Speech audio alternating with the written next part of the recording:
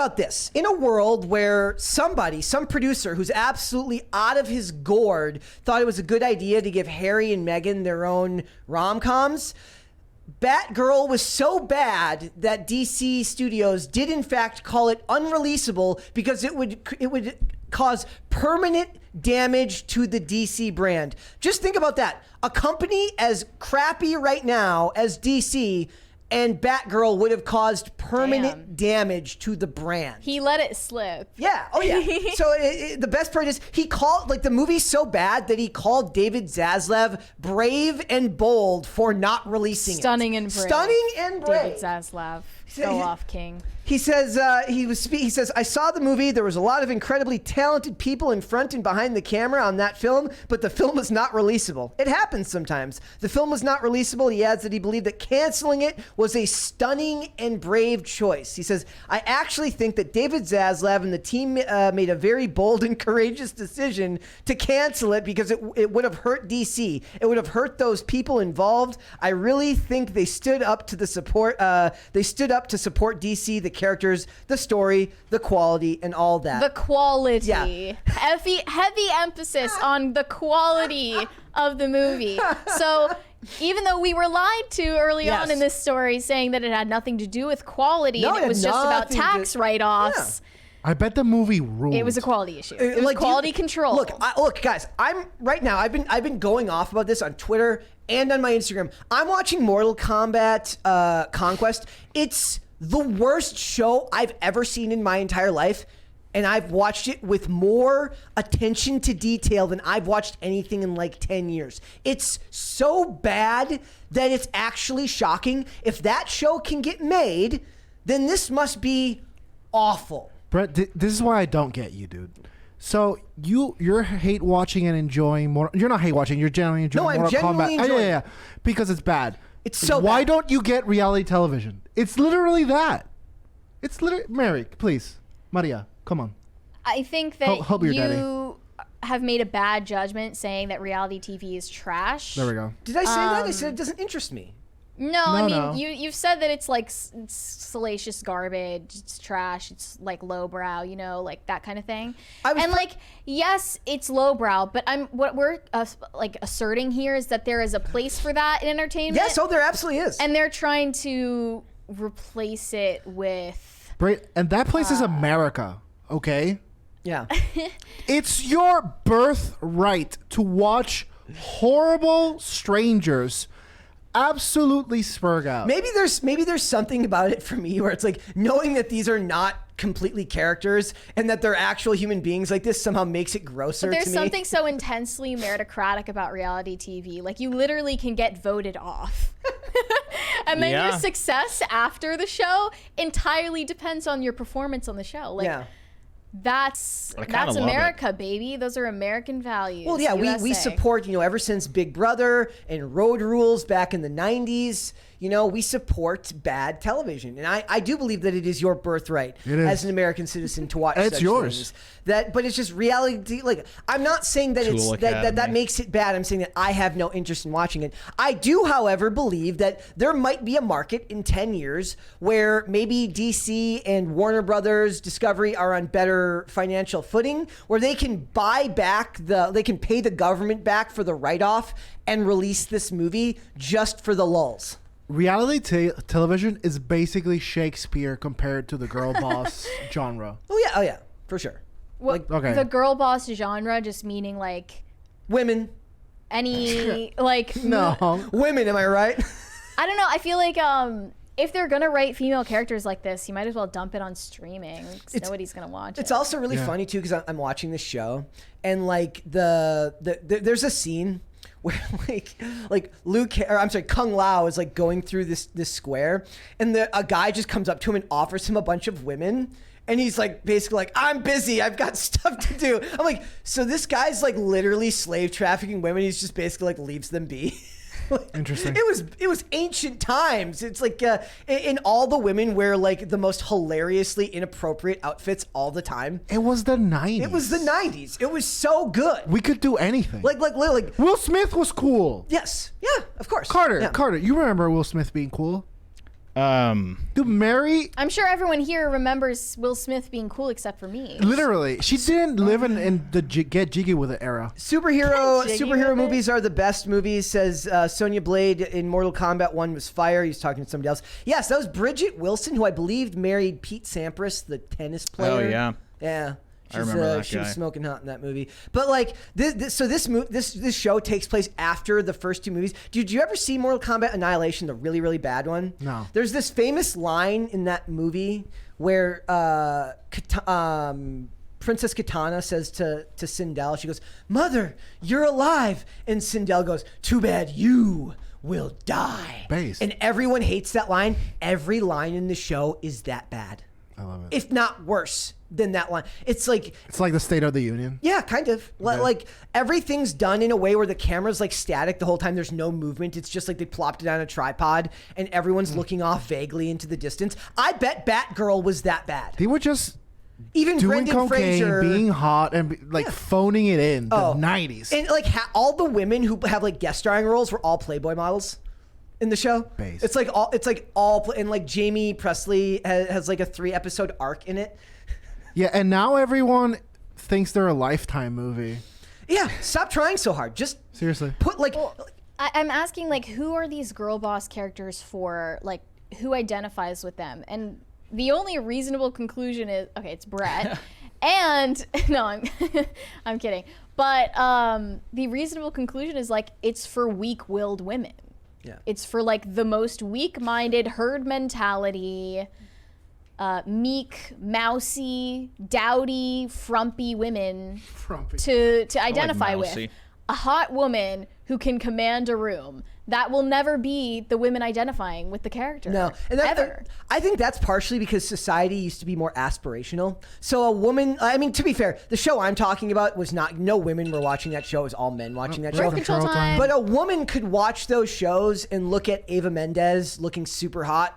And be like, I wish I want to look like her someday. And the guys could look at the guy playing Ciro. That's the name of the guy who's supposed to be like a Johnny Cage knockoff in the show. I wish I could be in as good a shape as that guy. Guys, I believe, are still aspirational. I think guys still look at buff dudes in movies like Saving the Day and they're like, I want to be like that dude. Women see hot women in movies and feel envy. Did the culture die with Paul Walker?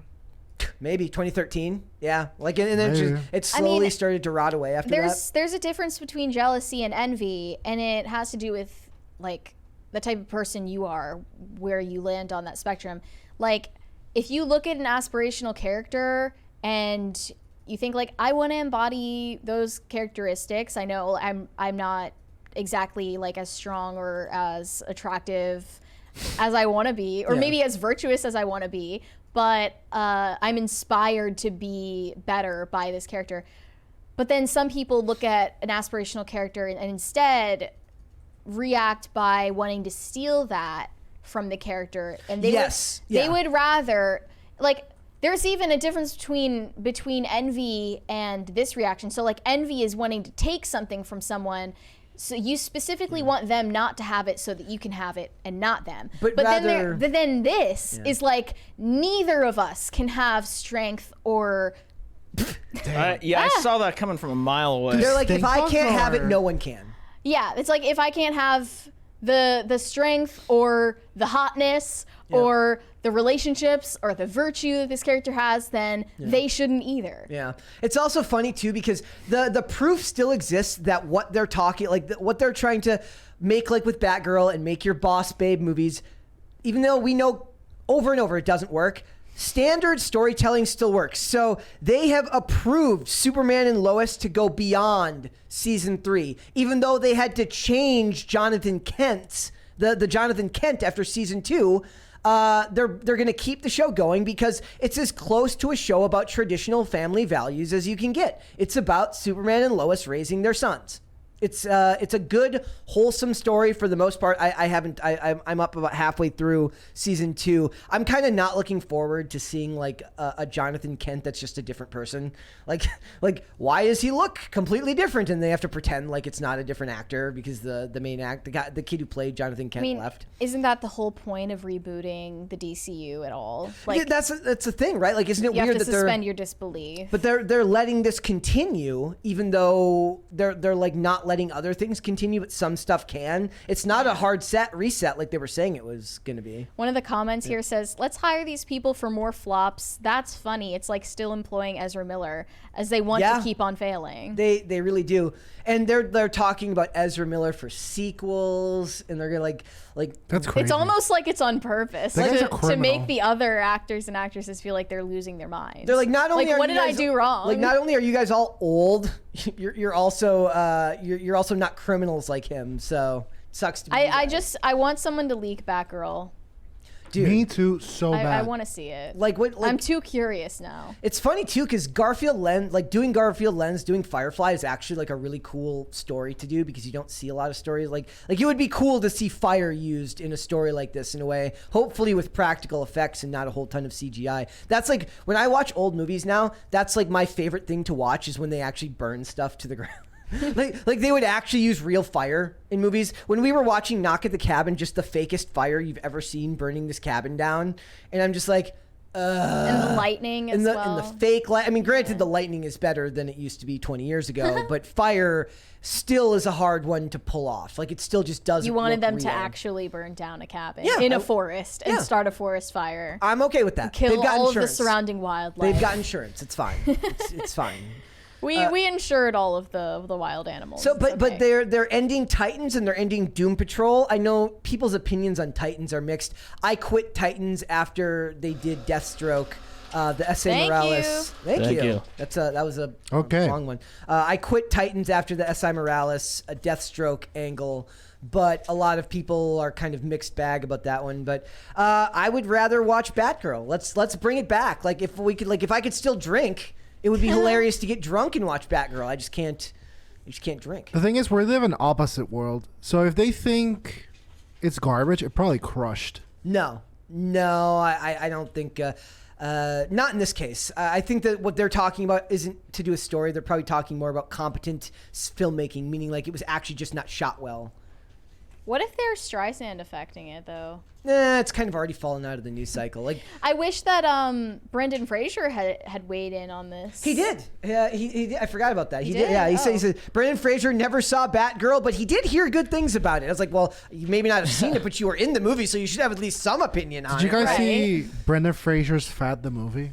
The Whale? The Whale, yeah. I saw no Is it part good? of me wanted to watch No, I that. haven't seen it. I just saw how unhealthy and crazy he looked in like a thumbnail on YouTube. It's like the point is that he's severely depressed, clinically obese, and gay. They conveyed Watch all the of movie. that. Like, I don't want to watch that. See, I want to watch hot chicks and guys fight in Mortal Kombat. I don't want to watch fat people No be offense, miserable. Brendan Fraser. That was Oscar bait. Look, I don't want to watch people who look like me either. Like, I wouldn't want to watch a boring movie about a 5'5" dude from Minnesota with a job. Like, it's not interesting. Until it's not there's funny. A movie made about you. Inevitable. Is that kind of like every Mark Wahlberg movie, though? No, you leave Mark Wahlberg rules. Just saying.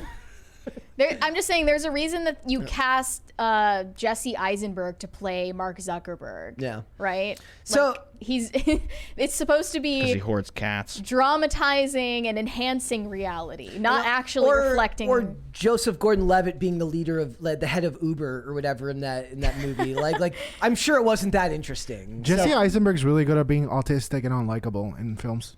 So here's Brendan Fraser's quote. He says, "I have friends and coworkers and associates who've seen it. They all say really good things about it. But the thing about it was screened a garden variety test screening. It was a director's cut, the first cut. It wasn't finished. I don't know about you, but I don't eat half-baked cake. I don't want to see something that's not ready yet. I want to see it unfinished. I want to see it where like they cut a scene and you actually hear the director go cut." and like it just cuts like after the cut, I'm sure they did a little bit more work on it than that. It was just like they were waiting on CGI. Like, I want to like see her go like I want to see like something go like this, like as Firefly, like shoot the flamethrower, and it says like insert effect here on the screen. I'm just glad Leslie Grace had the class not to say that this got canceled because of identity reasons. She kept it fairly neutral. That's Props, good. I guess. Just as long as she doesn't. Maybe she really hated that costume too, and was just really glad that it got canceled. It was bad. With the droopy boob costume. That was Droopy gross. boob. No, it wasn't that. It was just that she looked like a twink.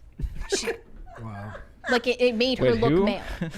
Leslie Grace. She was the star of the movie. That costume was awful. So, thanks for watching. Listen to full episodes of Pop Culture Crisis on Spotify. Keep up with us on social media and make sure you subscribe and ring that bell so you never miss the show. Bye, guys.